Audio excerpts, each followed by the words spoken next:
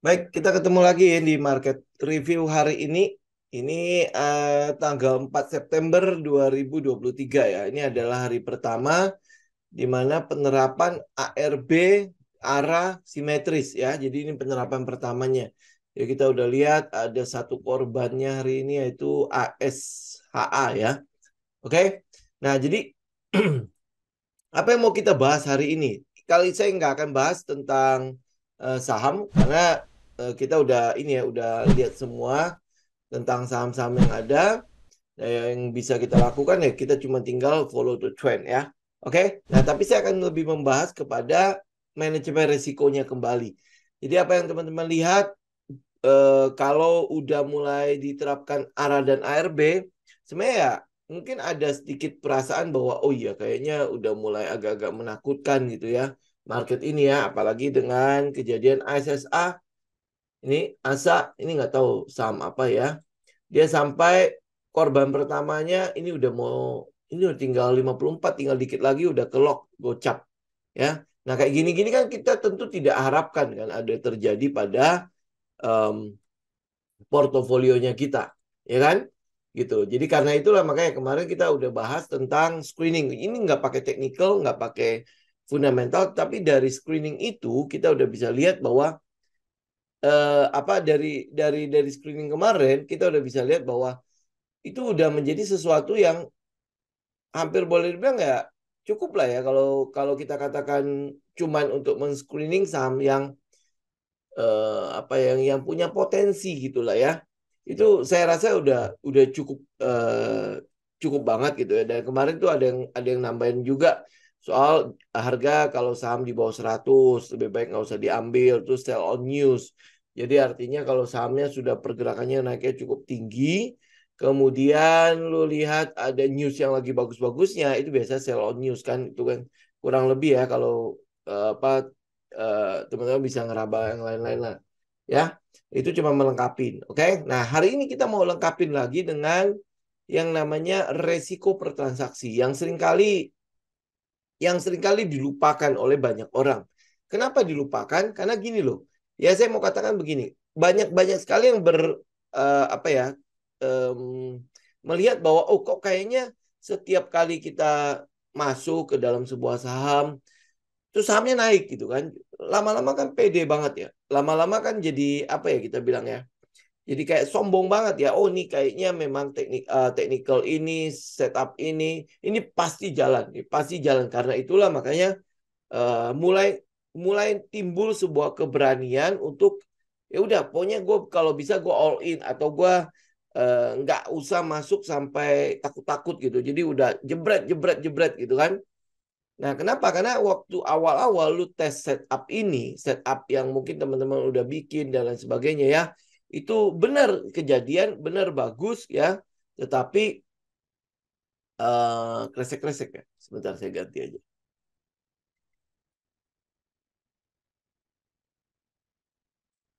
Oke, moga-moga udah lebih baik ya. Oke, jadi teman-teman mungkin jadi apa yang lebih percaya diri ya. Maksudnya percaya dirinya sih bukan bukan apa terlalu pede makan ya. Jadi sehingga berani all in. Karena waktu awal-awal lu ngetes setup itu, lu ngetesnya kecil-kecil kan masih nggak berani kan. Nah, sehingga tapi dia jalan sehingga hasilnya kecil-kecil gitu. Sehingga hasilnya kayaknya tidak memuaskan lu. Dan lu merasa bahwa kayaknya ini bagus. Ini benar, ini setupnya udah oke banget. Jadi sehingga lu hajar gitu. Ya lu melakukan apa ya transaksi yang justru di luar daripada konsistensinya lu, lazimnya lu kan. Di situ kan ada harusnya ada position sizing, lu udah terapkan berapa lot yang lu mesti beli kan. Jadi akhirnya lu terlalu pede. Jadi ya apa ya kita bilang jadi terlalu sombong, terlalu euforia kan. Jadi akhirnya begitu lu kena batunya sekali karena sebuah setup itu nggak mungkin 100% itu berjalan. Ya dia pasti akan ada yang namanya loss-nya. Nah, yang kalau lu terlalu pede, terlalu apa ya, terlalu open dengan posisi lu, maka kalau dia kena sekali saja, maka lu akan habis. Nah, pada saat lu mengalami kerugian yang besar itu, psikologi lu pasti akan drop. Ujung-ujungnya apa? Emosi lu yang main. Ya, emosi. Jadi ini teman-teman perlu perhatikan. Jadi nggak usah terlalu pede. Walaupun mungkin udah teman-teman screening, ini jelas saham bagus nih. Tetapi yang namanya market, lu nggak bisa tebak. Yang bisa lu lakukan adalah lu cuma mengikuti dia. Ya, lu cuma bisa follow the market. Jadi bagaimana harga itu bergerak, itu adalah sinyal buat lu. Jadi jangan terlalu pede jadi kayak tukang ramal atau dukun gitu. Ya, jadi kayak apa ya? Udah merasa bahwa oh kayaknya gue tahu segala sesuatu. Gue bisa become the market gitu kan. Lu nggak bakalan jadi gitu. Karena apa ya? Namanya market, dia punya dana itu hampir boleh dibilang nggak. Lu kita kumpulin bersama-sama aja belum tentu kita bisa jadi market makernya. Gitu kan? Ya. Nah, jadi karena itulah makanya kita selalu ngelihat bagaimana pergerakan marketnya. Nah, ini mau saya tunjukin ke teman-teman ya. Teman-teman nanti di IG ya, saya nggak tahu si apa, oh Yuli nggak ada ya. Ya, ini saya tunjukin aja ya. Kalau misalnya teman-teman bermain di ranah namanya risk per trade atau resiko per transaksi yang terlalu besar, yang terlalu gede ya. Misalnya kita bilang lah ya, modal kita masing-masing ya pokoknya bilang aja 100 juta lah. Ya, modal kita ada di sekitar 100 juta. Ya, semuanya modalnya ada di 100 juta. Ya, kemudian ada yang namanya si A. Ya, kita bandingkan aja si A, si B, sama si C lah ya. Nggak usah sebut nama. Si A, si B, si C. Oke? Nah, si A ini mempunyai profil resiko itu gede. Ya, pokoknya gue udah pede banget dengan apa yang gue punya. Setup gue punya, teknikalnya, kemudian metode gue udah pede banget. Jadi berapapun gue berani untuk masuk situ. Ya anggaplah ya, dia berani meresikokan setiap kali dia transaksi, dia buka sebuah posisi, maka dia berani untuk rugi sampai 35%. Artinya walaupun sahamnya sudah lari ke atas, ya, kemudian stop zone-nya itu atau area-area buat kita taruh stop loss-nya itu udah sebenarnya udah gede banget.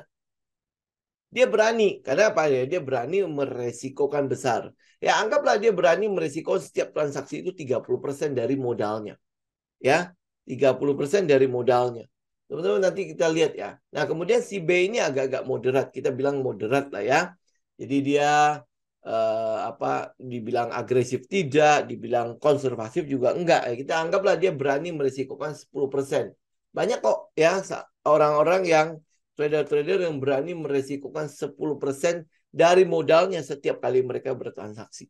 10% loh. Jadi kalau dia 100 juta, dia berani untuk floating loss itu 10 juta. Ya kalau yang 30% berarti dia berani untuk floating loss ya itu sekitar nah ini kita lihat ya. Oke, ya. Dia berani floating loss-nya itu sampai 30 juta. Saya rasa sih banyak banget yang kayak gitu ya. Lu punya apa punya udahlah gue saking pedenya gue masuk ke situ dengan floating loss itu sekitar ya 30% itu. Ya jadi kayak apa kayak kita yakin banget dah bahwa semua setup kita jalan.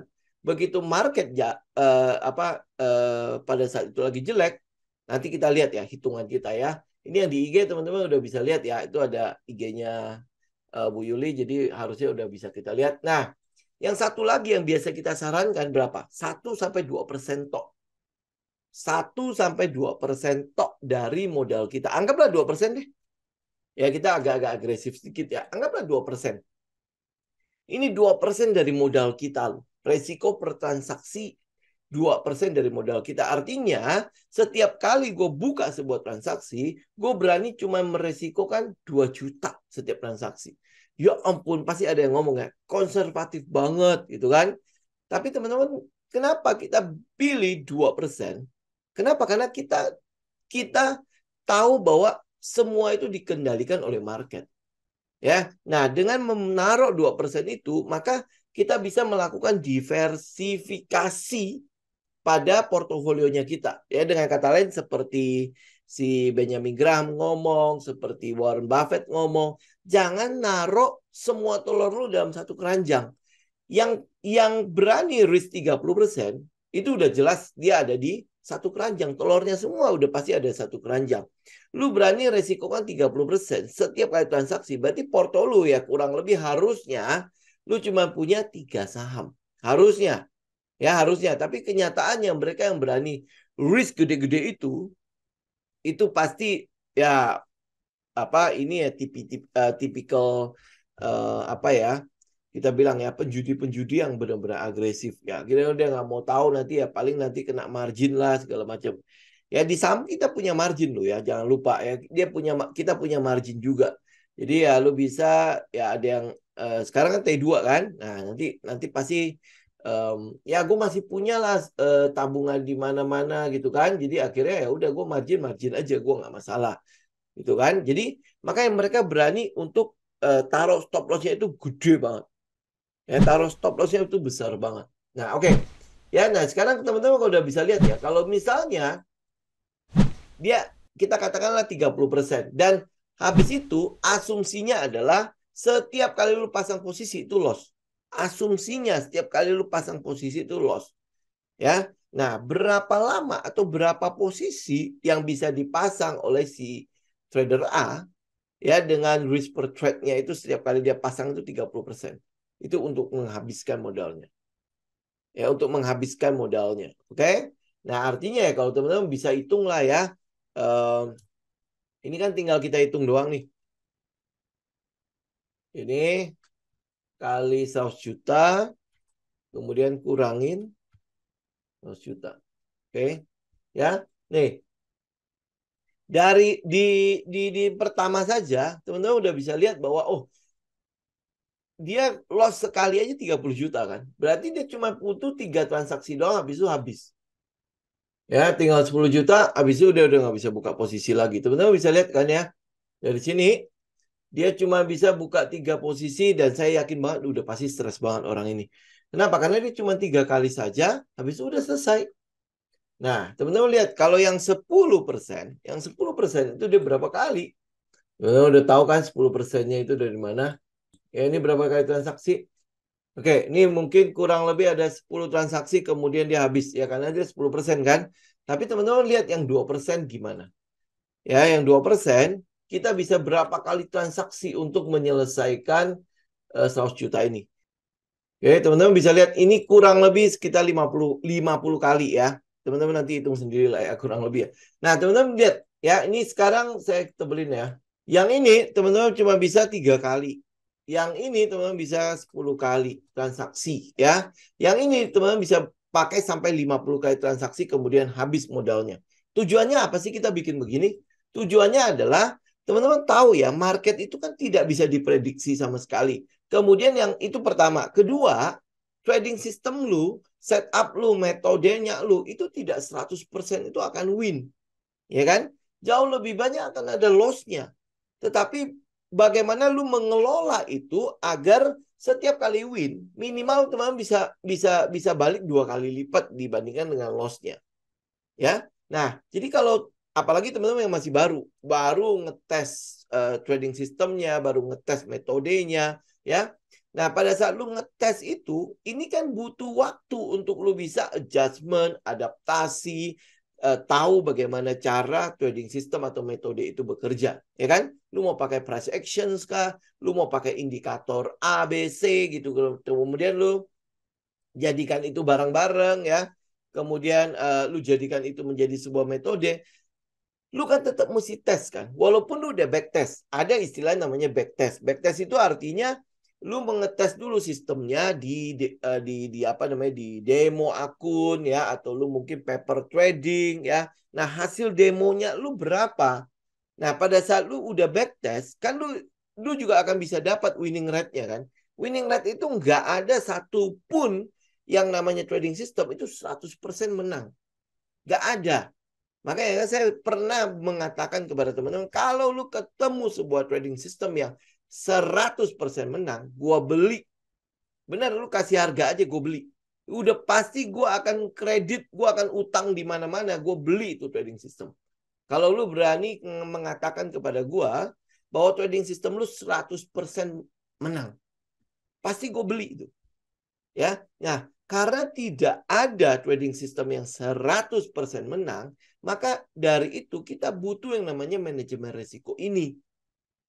Kita butuh mengelola risiko tersebut agar ya pada saat lu kena yang namanya rugi itu tidak besar, ya kena yang namanya rugi tidak besar. Kenapa ini penting? Ya, ini hal yang ketiga. Kenapa ini penting? Ini untuk menjaga agar emosi lu atau psikologi lu tidak sampai menghancurkan trading lu selanjutnya. Ya, lu boleh coba mengintrospeksi diri sendiri gitu ya. Apa yang membuat lu rugi? Apa yang membuat lu rugi jauh lebih lebih banyak? Apakah itu karena fundamental lu salah baca, atau karena itu teknikal lu salah baca, atau lebih banyak kepada emosi lu? Kalau lebih banyak, ini kalau lu catat ya, kalau lu punya jurnal, lu akan lihat ya, ini mungkin saya boleh katakan, lu akan lihat jauh lebih banyak emosi lu yang bermain dan itu yang membuat lu kalah. Ya, nah pada saat lu sedang belajar untuk menyadari hal itu, maka di sini peran yang namanya resiko per transaksi, risk per trade. Jangan terlalu besar. Mungkin kelihatannya seperti kok konservatif banget ya. Sebenarnya tidak konservatif ini. 1-2% itu tidak konservatif. Tapi itu menjaga lu, menjaga modal lu, menjaga peluru-peluru yang buat isi senjata lu itu tetap terisi saat kesempatan itu datang. Ya, lu mungkin yang berani pasang resiko per transaksi 30% merasa bahwa dia pasti menang dalam pertempuran itu. Sehingga dia tidak perlu menyiapkan apapun. Karena setiap dia percaya diri ya, setiap kali dia masuk dia pasti menang. Gitu. Tapi begitu dia kena loss yang pada saat winning rate itu kan ada yang win, ada yang loss kan, ya. Bisa jadi dia kena loss yang berturut-turut itu akhirnya menghabiskan modalnya. Nah, pada saat modalnya habis, kesempatan datang, gimana? Lu pasti gigit jari doang kan? Betul kan? Ya, ada rangkaian lu kalau backtest ya, namanya backtest kan, backtest untuk trading system lu. Ada yang namanya win win loss loss loss, loss. Bisa jadi lossnya itu berturut-turut 5 kali, baru datang win. Baru datang yang namanya menang. Gitu kan? Nah, kalau sampai lu risknya terlalu besar, resiko terlalu besar terhadap sebuah transaksi, maka pada saat lu kena tuh yang namanya lossnya berturut-turut itu, ya habis modal lu. Nah, pada saat modal lu habis, lu udah lihat sebuah transaksi itu adalah dia punya kesempatan untuk menang itu gede. Tapi lu udah nggak punya modal, lu udah nggak bisa ikut. Gitu ya. Nah, demikian juga 10% menurut saya itu masih terlalu besar banget ya. Apalagi kalau teman-teman yang masih baru terus belum benar-benar mempelajari yang namanya trading system, apalagi belum punya trading system, nggak pernah bikin trading plan, itu lebih parah lagi. Gitu ya, tetapi mungkin ya oke lah lu ada 10% gitu ya di situ, lu masih bisa bertransaksi sampai 10 kali. Tetapi teman-teman juga mesti ingat bahwa ada kalanya nih lu masuk udah bener. Ya lu masuk sudah bener, semua udah sesuai dengan SOP. Tetapi perjalanan market itu kan tidak akan langsung tegak lurus kan. Seperti yang lu mau. Kita pasti pengen banget gue masuk sekarang, besok gue TP. Atau ya pokoknya lu naik lah. Lu naik aja terus gitu loh. Sesuai dengan apa yang kita inginkan gitu kan. Sampai akhirnya TP. Gitu. Jangan ada yang turun-turun gitu. Ya kan kayak kalau bisa semua kayak aman mineral. Jadi dia langsung tegak lurus begitu. Gak semua sama kan seperti itu. Pengennya kita. Tetapi sepanjang lu ikutin pasar ini, pasar trading segala macam ya, berapa kali lu melihat saham itu bergerak seperti aman mineral atau IMAS? Ya berapa kali lu lihatnya? Gitu. Kalau itu sering terjadi, nggak apa-apa. Kita resikokan agak besar.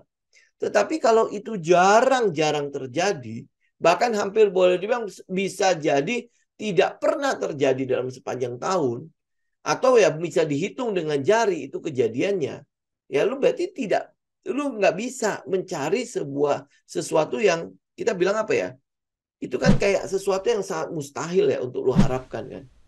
Ya, kalau di pepatah bilang bagaikan unduk merindukan bulan kan. Itu kan sesuatu yang sangat mustahil yang lu bisa lakukan. Siapa sih yang benar-benar bisa apa ya kita bilang ya tahu gitu bahwa si aman mineral itu akan tegak lurus begitu. Siapa? Ya, siapa yang bisa? Kalaupun dia bisa, tinggal teman-teman minta dia ulangi lagi. Ada nggak? Dia bisa nggak ngulangi hal yang sama? Atau itu cuma karena sebuah kebetulan?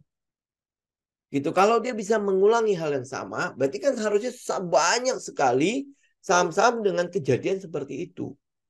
Benar nggak? Ya, nah, kalau banyak sekali kejadian seperti itu, baru lu cari setupnya.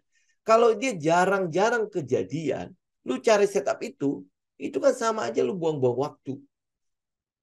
Ya, nah ini saya bercerita ini, kenapa?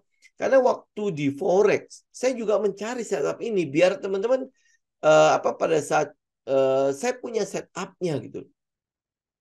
Oke, saya tes setup yang ini, saya tes setup yang ini, saya tes setup yang ini, saya tes setup ini. Ya, apa yang terjadi? Buat saya, kok kayaknya nggak masuk akal banget setup ini gitu loh. Memang iya mudah banget, gampang banget, simple banget gitu. Tetapi pada saat di lapangan diterapkan, itu nggak semua kejadian itu bisa terjadi. Itu kan saya udah habis hampir sekitar 600 US dollar. Ya, kenapa saya bisa cuman habis segitu? Kenapa saya cuma bisa habis segitu? Karena risk per trade saya. Ya, kenapa? Karena saya jaga resikonya. Kenapa? Saya ngerti bahwa saya sedang melakukan testing terhadap sebuah setup. Bukan saya udah tahu setup ini bekerja gimana. Kalau setupnya udah tahu saya bekerja gimana, tentu risk per trade saya udah gedein. Ya, nah, cuman karena saya tahu bahwa saya sedang testing sebuah metode, sebuah sistem, ya, karena itulah saya jaga banget resikonya. Karena itulah makanya kenapa resikonya atau loss saya pada saat saya testing itu berapa metode itu ya 1, 2, 3, 7, 8, ya 8 metode saya tes, ya 8 metode saya tes itu saya ya sebenarnya 600 US dollar itu sudah cukup gede. Ya, kondisi sekarang berarti udah hampir mau 10 juta kan.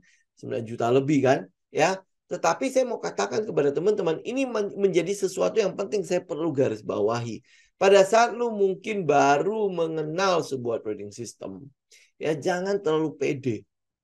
Ya, walaupun ya mungkin lu lihat banyak sekali kejadian mungkin dari awal tahun sampai hari ini, kok kayaknya apa yang kita lihat itu jadi gitu ya. Tapi tidak membuat kita harus menjadi terlalu percaya diri pada setup itu. Karena bisa saja ya sangat mungkin itu market itu berbalik arah. Semua setup sebagus apapun itu akan rontok gitu. Ya kita nggak tahu ya apakah September ini akan mengulangi Oktober Agustus ya tapi Agustus masih cukup bagus malah ya. Nah, ini September kan dia sebenarnya udah di atas nih. Udah sebenarnya udah mulai lah. Kita udah mulai melihat ada euforia yang mungkin udah mulai terjadi ya. Nah, cuman di awal-awal bulan ini kebetulan banget di mana penerapan ARB simetris itu diterapkan kembali gitu loh ya. Nah, jadi sehingga masih ada sedikit fear-nya. Tapi teman-teman percaya saya, pada saat lu udah terbiasa ngeliat 35% minus, 35% minus, maka lu akan mulai stabil gitu. Oh, itu fear udah akan lewat gitu. Nah, lu akan lupa itu. Ya, sehingga lu mulai membesarkan lagi resiko lu. Itu pasti akan terjadi. Ya, karena itulah makanya saya mau katakan kepada teman-teman mungkin nanti sampai minggu depan ya. Mengendalikan risiko itu menjadi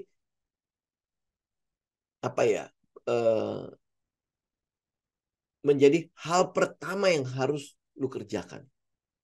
Ini sama kayak bisnis. Kalau lu bilang trading itu adalah dagang, ya trading itu adalah bisnis. Maka lu tahu bahwa dalam bisnis itu yang perlu lu perhitungkan pertama kali itu apa? Seandainya kalau bisnis ini gue buka, gue jalanin dan gagal itu bagaimana? Itu yang lu mesti perhitungkan. Ya ini sekarang kan lagi viral tuh ya ada satu orang yang ditipu loss sampai 78 miliar. Coba bayangkan ya. Dia ditipu oleh seseorang yang sangat meyakinkan loh. Ya sangat meyakinkan. Kalau lu mau bilang market juga sama kan. Itu sangat meyakinkan. Apalagi perjalanan perjalanan trennya itu begitu bagusnya. Sangat yakin lu. Oh ini bener. Ya apalagi sampai lu udah ngulangin berkali-kali bahwa ini win terus gitu. Ya sangat yakin banget gitu. Maka akhirnya lu berani mencemplungkan lebih banyak lagi uang lu kan. Ya kan? Nah, pada saat lu udah mulai lengah itu, situlah market mulai bereaksi. Ya lu cemplungin uang besar dan akhirnya apa? Hilang. Ya, nah di situ ya saya mau katakan kalau lu bilang trading itu adalah bisnis, maka yang lu mesti perhitungkan adalah resiko lu seandainya kalau ini gagal. Itu harus menjadi garis bawah dalam lu garis bawahi dalam setiap kali lu buka transaksi. Resiko gue berapa? Resiko gue di mana? Ya lu bikin trading plan lu selalu udah perhitungkan resiko lu di mana. Ya apalagi sekarang ARB udah simetris tuh 35% loh sekali turun. Jadi makanya kenapa saya pakai risk per trade 30%. Karena sangat mungkin terjadi dalam sehari itu. Dia turun 35%, turun 25%. Itu sangat mungkin terjadi. Jadi lu nggak bisa terlalu pede apalagi melihat saham-saham yang nggak jelas. Ya saham-saham di lapis 3, ya lapis 2 pun kadang-kadang nggak jelas. Maka dari itu kemarin kan saya kasih screening kan. Itu screening harusnya lu bisa terapkan gitu. Dia itu nggak perlu harus apa ya, lu apa pakai ilmu apapun gitu ya. Yang penting lu mau nyediain waktu, lu screening, lu sortir, lu filter ya. Ini saham-sahamnya seperti apa. Gitu. Karena apa? Kalau lu nggak filter, yang saham bagus saja bisa lu turun 10%, turun 20%. Saham yang lu bilang bagus itu pun bisa seperti itu. Apalagi saham yang nggak jelas. Gitu. Jadi sayangi modal lu. Karena kalau lu tanpa modal, trader tanpa modal itu seperti prajurit dengan senjata tapi nggak ada pelurunya. Buat apa? Ya kan lu cuma mati konyol doang. Cuma bisa ngelihatin market terus habis itu, oh ada kesempatan buat lu buka posisi dan itu kelihatannya sangat-sangat cocok dengan setupnya lu. Modal lu nggak ada, lu gimana mau buka? Nggak ada lagi gitu loh, nggak ada lagi kesempatan untuk itu.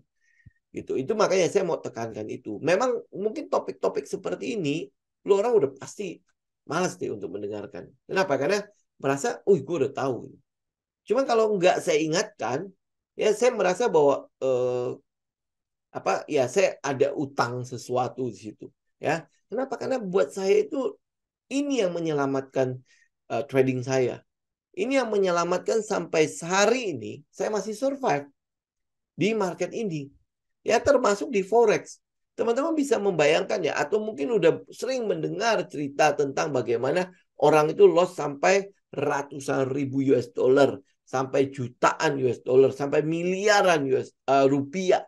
Ya lu udah sering dengar lah ya, termasuk di saham juga. Lu udah dengar dia bagaimana dia hilang uang segitu banyak gitu. Kenapa coba? Ya karena dia tidak pernah memperhitungkan resikonya. Resikonya lu, oke, lu modal lu mungkin gede gitu ya. Modal lu besar. Tetapi bagaimanapun besarnya modal lu, itu bisa habis dalam seketika. Gitu. Contoh paling bagus itu adalah ya ini yang sedang lagi viral itu ya. Dia bisa hilang 78 miliar tanpa gimana ya? Apa lu nggak berasa gitu loh 78. Kita hilang 10 juta, hilang 20 juta di market aja, pala udah kayaknya udah pusing gitu ya. Ini 78 miliar loh. Hilang. Ludes gitu loh. Ya. Saya waktu awal-awal hilang apa habis-habisan ya pada saat ya berarti pada saat krisis ya memang ya mungkin market memang turun ya. Ya. Nah, itu habis segitu aja. Ya habis segitu aja itu saya merasa bahwa kayaknya dunia saya udah nggak ada gitu loh. Ya lu mau bangkit lagi kayaknya udah susahnya setengah mati kan. Ya, ini apalagi hilang segede gitu. Sampai akhirnya mungkin ya kalau teman-teman mungkin juga sering dengar ya soal apa sampai rumah tangga berantakan ya, teman-teman pada menghindar dan lain sebagainya. Gimana itu? Itu semua itu dari mana sih? Dari ini resiko. Lu berani nggak? Lu mau nggak dari awal itu mengendalikan resiko lu? Pada saat lu tahu resiko lu di mana, ya gue mau trading nih, ini ada resiko. Gue mau buka bisnis ini, resikonya ini. Ya, jadi apa yang lo lakukan? Gue udah punya persiapan. Seandainya gue gagal di sini pun, gue nggak sampai gagal dalam hidup gue gitu. Hidup keuangan gue juga tetap baik-baik aja. Ya itu makanya kenapa lu butuh banget dengan yang namanya pengendalian risiko. Jangan melulu lihat pada oh gue harus mempelajari teknikal. Betul, lu mesti mempelajari teknikal. Lu mesti mempelajari fundamental. Betul.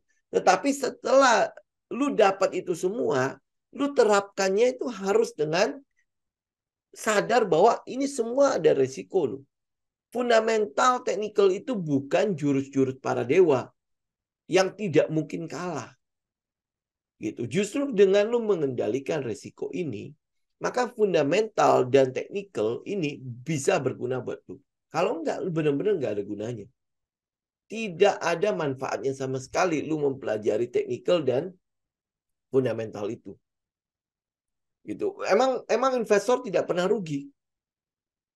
Ya kalau lu bilang mungkin trader sering lu lihat lah dia rugi ya. Investor juga banyak kok yang mengalami kerugian. Ya banyak sekali investor yang merasa bahwa oh kalau gue udah beli saham bagus, udah gue beli habis itu gue tinggal tidur. Nggak pernah mau dilakukan analisa ulang atau mungkin dipantau ulang, diperhatikan ulang dan sebagainya. Udah pokoknya gue udah beli gue tinggal tidur. Nanti 20 tahun lagi gue baru buka lagi. Teman-teman bisa membayangkan ya teman-teman melihat misalnya kayak Telkom lah ya, Telkom, saham Telkom, lu beli mungkin 15 tahun yang lalu, hari ini ya di situ juga sahamnya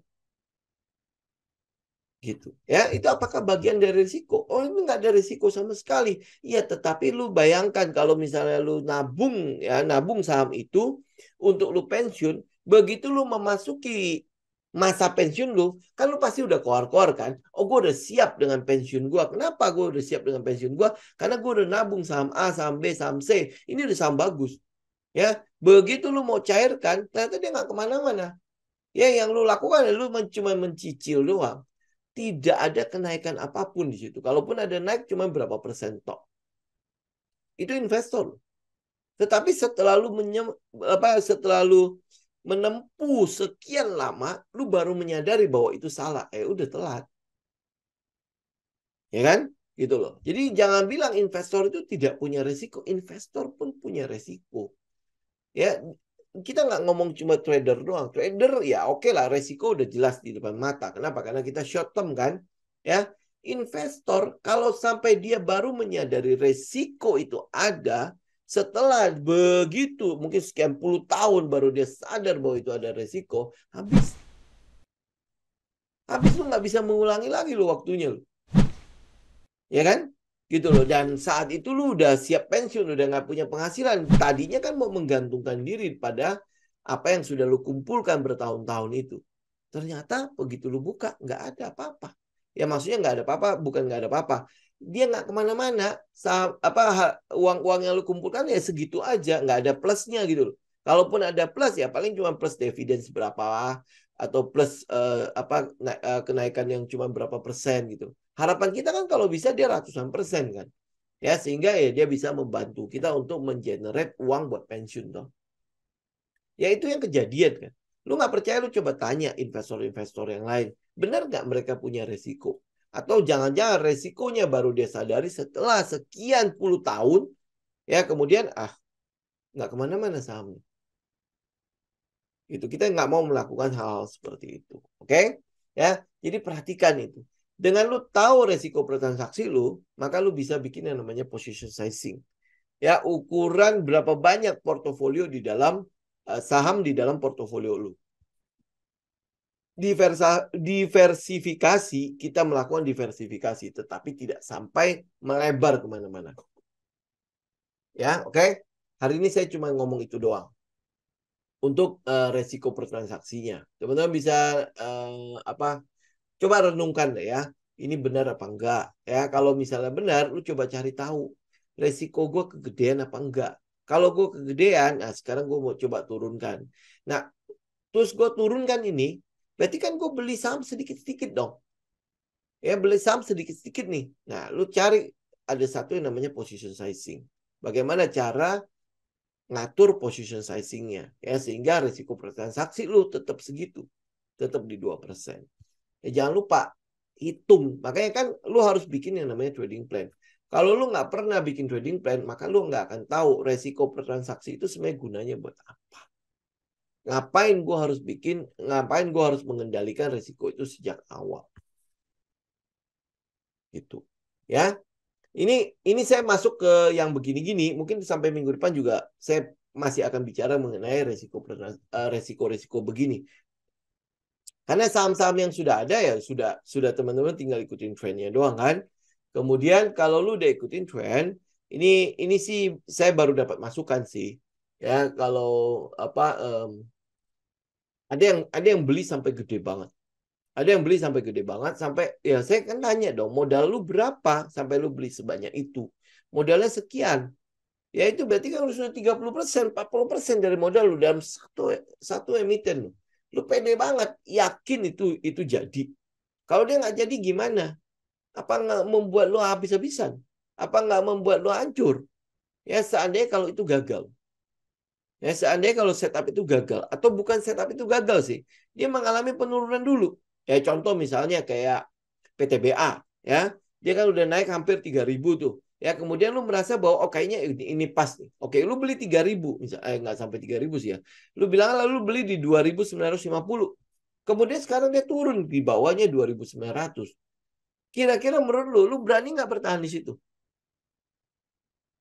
Ya itu udah turun berapa persen? Itu kan? Ya kenaikannya sudah sempat sampai hampir 10%. Dari kalau lu beli di 2.800 itu dia naiknya hampir udah 10%. Ya, hampir lo ya, hampir sampai 10%. Nah sekarang dia turun sampai ke mungkin 5-6% kali ya. Ya, jadi sekarang floatingnya itu tinggal 3-4%.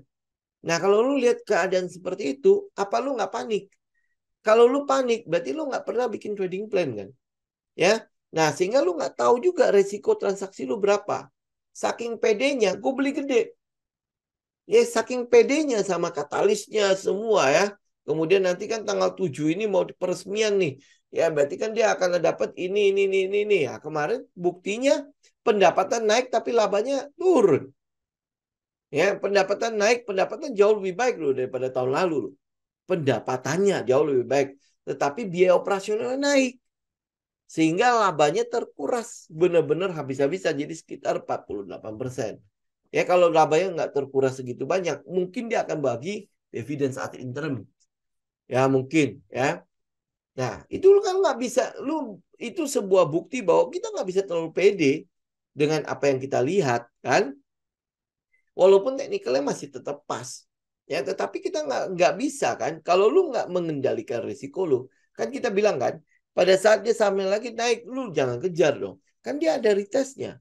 Nah kalau dia retest, lu beli di 2.900, 2.800-an, ya kan? Jauh lebih tenang nggak lu? Kenapa? Karena jauh lebih dekat dengan stop loss lu. Resiko lu pasti kecil. Lu akan jauh lebih tenang mengikuti pergerakan harganya. Jadi nggak dikit-dikit, keluar masuk gitu kan? Ya menang 1-2% keluar. Nanti turun lagi ya. Udah ini kayak udah support nih. Mau masuk nanti dia naik lagi 1-2% keluar lagi. Tapi setelah itu dia naik terus. Nah, lu gigit jari lagi. Lama-lama kan lu emosi kan. Ya, lama-lama akhirnya apa? Psikologi lu mulai mulai mulai agak terguncang gitu loh. Oh, ya udah lain kali udahlah. Pokoknya kalau dia swing low gua hajar aja. Ya, ini bukan swing low ternyata. Itu udah koreksi. Ya lu main hajar aja. Ya kemudian itu turun terus. Ya itu apa enggak akhirnya membuat psikologi lu mulai terganggu. Apalagi kalau resiko lu gede-gede. Ya kalau resiko kecil-kecil kita gampang untuk tutupinnya. Tapi kalau resiko yang gede-gede begitu, gimana lu tutupinnya? Emang gampang nyari nyari pergerakan saham yang bisa naik 40-50%?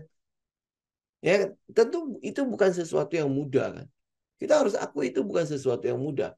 Karena itu bukan sesuatu yang mudah, maka lu harus perhatikan downsize-nya. Downsize-nya lu harus perhatikan karena upsize-nya itu udah reward lu. Itu nambah modal lu gitu, nambah uang lu. Kenapa lu mesti khawatir kalau dia terus memberikan lu uang gitu loh? Apa yang lu mesti pusingin pada pada orang atau pada market yang terus ngasih lu uang? Apa yang lu mesti pusing? Yang lu mesti pusing itu adalah pada market atau pada posisi di mana uang lu ditarik terus sama dia. Bener nggak? Cukup clear ya. Kalau saya udah ngoceh-ngoceh soal resiko itu berarti ada something happen. Ya, ini mungkin karena terlalu pede. Kalau tahu pede dari awal tahun sampai sekarang itu kan saham-saham kita cukup bertahan ya. Ya, saham kita cukup bertahan. Kemudian saham kita ya cukup oke lah gitu ya. Walaupun mungkin udah ada yang mulai koreksi kan. Ya, tetapi masih cukup oke. Apalagi dengan break dari point of interest itu kemudian sekarang bisa stay di ya apalagi kalau dia bisa ngebreak sampai 7.000 ya. Ini adalah fase di mana euforia market akan terjadi. Gitu kan? Kalau lu udah siap, mungkin dia nanti akan ada penurunan ya. Kita nggak tahu September akan seperti apa karena ini masih awal bulan ya dan kita lihat ya pergerakan untuk ke atasnya itu kan candlenya udah cenderung kecil-kecil nih.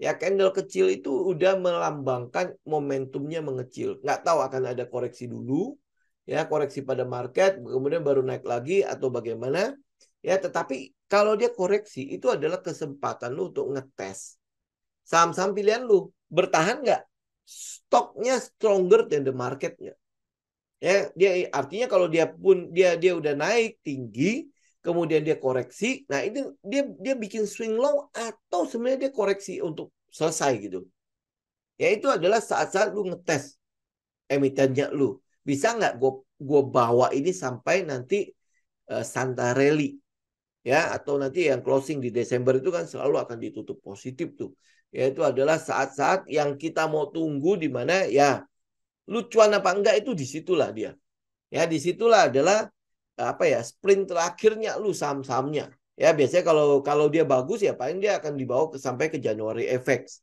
ya tetapi setelahnya ya udah selesai untuk periode tahun ini ya Desember yang mau kita lihat gitu nah sekarang kan adalah saat lu mengumpulkan kan saham-saham yang bagus masih di area-area support masih areanya low risk itu adalah kesempatan lu untuk ngumpulin oke nah jadi kalau September masih ngikut di Agustus ya mungkin masih letih lesu begitu ya nah itu masih berarti masih memberikan lu kesempatan untuk melakukan koleksi ya masih memberikan kesempatan untuk melakukan koleksi Oktober kalau Septembernya koreksi Oktober itu secara seasonal itu bagus Oktober itu secara seasonal itu bagus jadi kalau sampai Oktober rally maka teman-teman tahu bahwa November itu kemungkinan koreksi dan dia harus koreksi agar Desember itu bagus ya maksudnya kalau dia koreksi maka rally di Desember itu akan jauh lebih baik ya kita akan melihat seperti itu ya. Nah kalau lu mau keep sampai nanti musim dividends, berarti kan kurang lebih sampai Maret, April ya. Maka lu harus keep saham-saham yang ada di kondisi low risk saat ini. Ini adalah saat lu ngumpulin. Ya saya udah katakan kan, di tahun ini saya cukup nyaman mengumpulkan saham-saham untuk saya nikmati dividends-nya. Ya dan saya mulai ngelihat nih. Oh oke gitu ya caranya ya. Jadi lu ngumpulin dari saat ini dari keadaan low risk, nah lu bawa sampai nanti di dividends. Ya, tapi ini ingat ya, ini saham yang memang punya potensi untuk pergerakan ya. Yang memang punya trend, yang memang bisnisnya lagi bagus, yang punya kemampuan untuk merubah atau mendapatkan pendapatan yang besar. Sehingga nanti ya kita harapkan nanti ya pada saat di musim dividends kita bisa dapat dividend sekaligus capital gain. Jadi artinya setelah dividen dapat ya kita keluar. Ya mungkin akan seperti itu ya. Jadi ya lu bisa dapat dividen plus capital gain. Jadi nggak perlu takut lagi. Oh nanti kumdet, besok kan dia akan turun. Ya udah biarin aja turun kan dia masih punya capital gain. Nah tinggal hitung nih dividends gue berapa, capital gains gue berapa. Ini seandainya dia turun nih, penurunannya itu berapa gede? Apakah gua ngincar dividensnya atau udah capital gainnya aja gue ambil. Ya itu udah tinggal hitung-hitungan kan. Ya, nah puji Tuhan aja kemarin saham-saham yang saya ambil turunnya nggak banyak sehingga saya dapat capital gain sekaligus dividends. Tapi itu kan bagian dari lu memanage risiko lu. Artinya gue nggak ngejar lu saham-saham kayak misalnya ITMG. Oh nanti akan kumdet. Oh lu kejar. Itu kan udah jelas di atas kan. Nanti kalau dia setelah kumdet, ex dia turun. Nah ini yang kita nggak harapan. nggak harapkan. Itu namanya dividend hunter. Kalau teman-teman mau menikmati dividends dengan tenang seperti market maker, ya berarti lu ngumpulin pada saat di bawah, kemudian lu ngikutin trennya. Trennya sampai nanti ada pembagian dividen atau musim dividen. Dia akan jadi dividen apa enggak? Berarti lu lihat dari hari ini, bukan lihat nanti. Lu lihat dari hari ini. Hari ini gimana bisnisnya? Ya kalau pendapatannya terus naik, labanya terus naik, ya kan berarti kan dia ada trend nih di tahun ini kan. Nah, makanya tahun depan lu akan dapat dividensnya, akan dapat pembagian dividensnya. Ya, gitu ya. Jadi jangan ngejar-ngejar lagi apa yang teman-teman mungkin ada yang nanya kan, gimana cara dapat dividensnya? Oh, gue bukan dividen hunter yang minggu ini dia ngumumin akan bagiin dividen, gue kejar harganya enggak. Kita kejarnya begitu. Jadi kita ngelihat daerah low risk-nya. Oh dia keadaan low risk. Oke, ini adalah kesempatan gue untuk ngambil. Kalau seandainya lu mau ngincar sampai ke dividen ya, contoh misalnya kayak PTBA kan gede, dividen yields-nya, ITMG ya, dividen yield-nya gede, atau saham-saham apa lagi yang dividen yield-nya gede. Biasanya sih di daerah pertambangan sih ya, mainnya itu kalau dividen yield yang gede-gede. Nah, apa yang lu lihat di saham tersebut? Ada nggak trennya? Dia mungkin nggak ada peningkatan pada pendapatannya. Kalau dia mungkin ada peningkatan pada pendapatannya, harusnya akan ada pergerakan pada harganya.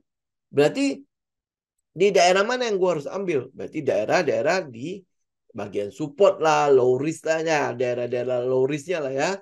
Nah, itu adalah kesempatan lu untuk collect. Nah, kemudian apa? Lu tinggal ikutin pergerakan harganya.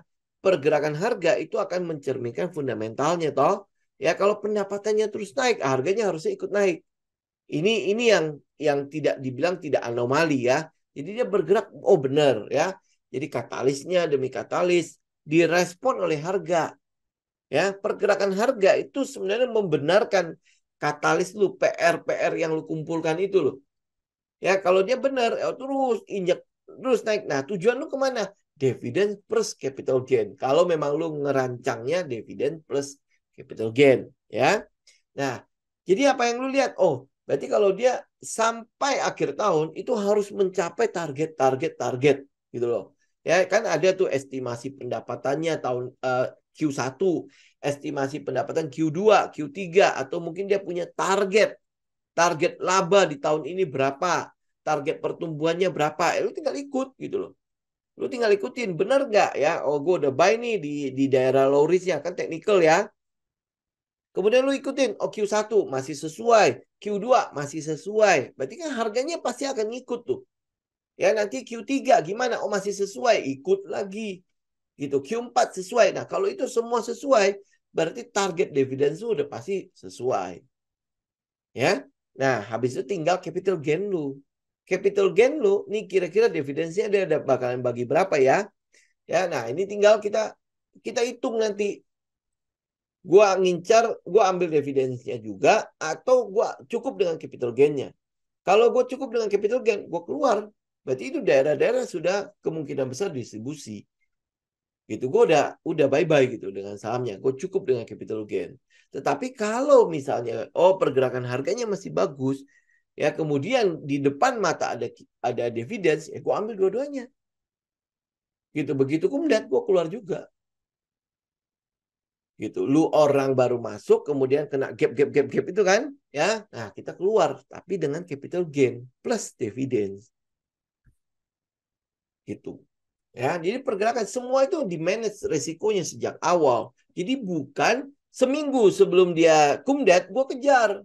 Nah, itu namanya dividen hunter. Lu akan menjadi bagian dari likuiditas itu. Lu akan menjadi bagian di mana hitungan gue nih misalnya nih orang-orang yang sudah beli di bawah nih hitungannya nih ngapain ngincar dividensnya, udah gue ngincar capital gainsnya aja. Jadi pergerakan harga itu sebenarnya dikendalikan oleh lu retail karena dividen hunter kan, lu naikin harga, oh kita senang kita keluar di situ gitu ya. Nah begitu selesai dividen ya mungkin market maker tinggal ngedropin jebret. Mereka itu bukan cuma dapat dividen ya, mereka juga plus capital gain ya, sehingga mereka nggak ragu-ragu untuk nge-gap down itu saham Ngerti ya? Jadi kenapa ya logik kenapa akhirnya setelah kumulatif itu gap, ya itu karena itu. Mereka itu udah plus capital gain, bukan kayak dividend hunter. Dia baru ngejar. Ya mungkin sahamnya nggak kemana-mana selama sampai ke kumdet. Ya, nah sehingga ya dia merasa bahwa oh gue nggak dapat dividen sih. Tetapi sahamnya di gap down terus. Nah, apa yang lu nggak bisa keluar? Apa yang lu dapat? Buntung doang kan? Itu bagian dari risiko. Ya karena itulah makanya kenapa kita nggak ngincer dividen. Tapi kalau kita dapat, ya itu adalah bagian dari rencana kita. Tapi pembeliannya kita bukan pada saat mendekati dividen. Contoh kayak ITMG sekarang. Ya ITMG nanti kumdetnya kapan? Lu kejar kan sekarang. Kan? Apa yang lu mau lihat dari ITMG? Pergerakan harganya. Dia bisa sampai kemana nih? Ya dia udah mulai kan? Udah mulai ngegap kan? Tapi tahukah teman-teman, kalau market maker udah pasti belinya daerah bawah. Bukan daerah-daerah atas itu. Ya lu bisa lihat kan? Dia belinya pasti udah di daerah-daerah bawah. Gitu. Nah, sekarang ada dividends kan? Nah, udah tinggal dia incar. Lu ngincarnya mana? Misalnya dia incar sampai sini nih. Seandainya loh ya, ini mumpung ada katalis dividends misalnya. Dia naik nih sampai ke situ. Dia naik sampai sini. Ya nih, jadi apa yang mereka dapat? Capital gain. Nah, sekarang dividensnya berapa? Dividensnya misalnya cuma 6%. 6% ya. Tetapi karena ada katalis dividen, dia mampu untuk menggerakkan harga sampai ke 40.000. Yang gerakin siapa? Lu orang. Dividen hunter. Mereka seneng nggak? Ya jelas seneng dong. Karena itu adalah bagian dari exit mereka. Karena kalau tidak ada likuiditas, gimana mereka mau exit? Tidak ada yang beli, gimana ya mereka mau jualan? Ya, karena itulah mereka memanfaatkan capital gain dividends itu untuk keluar barang. Karena pasti ada namanya orang yang beli. Ya lu belilah di situ. Gue keluar gitu loh. Ya, nah habis itu nanti gap ini ya jelas ya gue tinggal keluar doang orang harga gue di sini. Ya harga gue dibawa, harga gue dibawa. Ya, nah ini gue kalau gue turunin, ya gue ngegap, ya nggak masalah. Buat dia nggak masalah. Kenapa? Karena harga mereka adalah harga bawah. Paham nggak? Ya, jadi akhirnya teman-teman menjadi bagian dari likuiditas itu, menampung barang mereka yang mau keluar, sedangkan dividennya nggak seberapa, ruginya lu jauh lebih besar. Ya ini mungkin jadi peringatan lah buat teman-teman lah. Tolong diingat lah, lu bukan cuma pertama kali ngincar dividends. Berapa kali sih lu dapat dividends plus untung itu lu dapat gitu? Berapa kali dengan lu kejar-kejar begitu? Nah, lu lihat apakah jauh lebih banyak lu dapat untungnya. Kalau jauh lebih banyak dapat untungnya, lakukan terus. Tetapi kalau keuntungan yang bisa lu dapat itu cuma hoki-hokian doang, ya jangan pakai teknik itu. Jangan pakai teknik itu. Gitu, apalagi masuk dengan oh pokoknya udah gue hajar ya kan dividennya gede. ITMG dividennya gede bisa 10% lo, bisa 20%. Ya UNTR dividennya gede bisa sekian sekian sekian. Hajar gitu.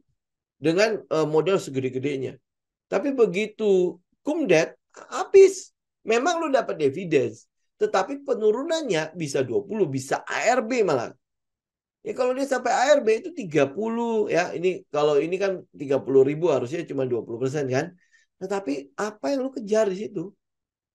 Ya, dividen ya dapat ya, tapi nggak mampu untuk ditutupin harganya. Ya kalau dia cuma ARB sekali, ini ARB sampai pernah 2 kali nih.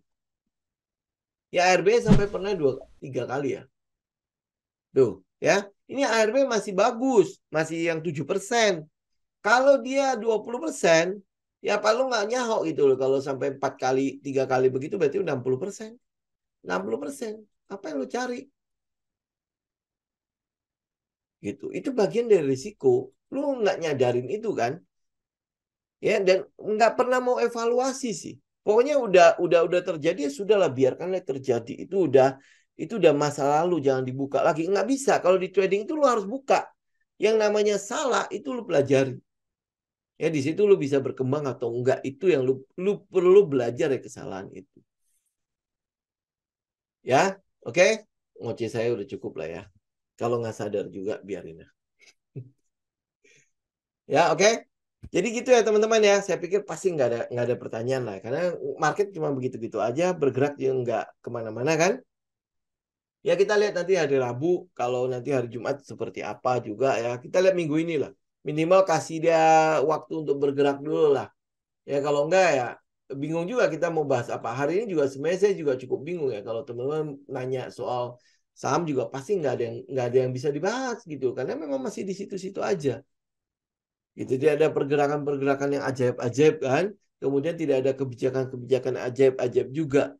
Yang saya sedang perhatikan itu adalah saham-saham CPO. Ini El Nino itu harusnya cukup cukup ini cukup memberikan pengaruh positif buat si pohon-pohon sawit.